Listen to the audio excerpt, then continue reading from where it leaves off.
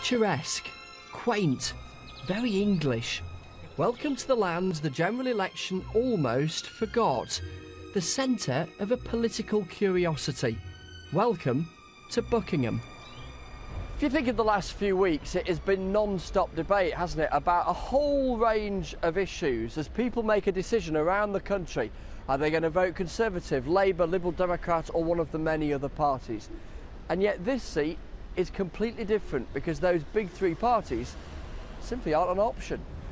And that's because this is the political home of the man who's been the House of Commons referee for the last 6 years, the Speaker, John Bercow.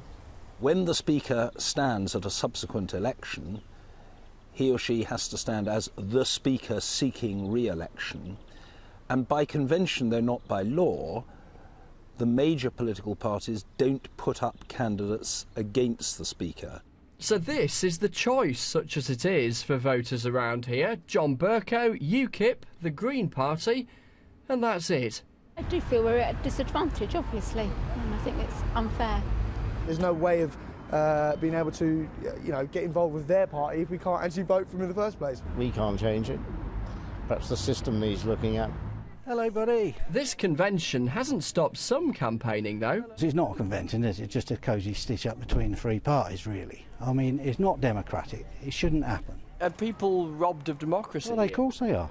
Of course they are. That's the fundamental right of every voter to contact his MP and ask him or her to vote on their behalf. And the Green candidate's finding it an odd election too. Normally at hustings you'll get a bit of a set to, disagreements between people, whereas the hustings that I did with John Bercow, because he's not allowed to have opinions on things other than purely local matters, this sort of, there's nothing to really sort of challenge against.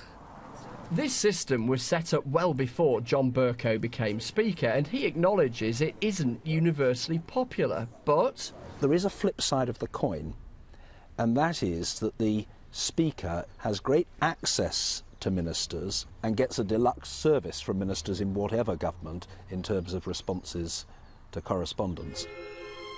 So this then is what an old political curiosity looks and sounds like. Peculiar maybe, undoubtedly rather British. Chris Mason, BBC News in Buckingham.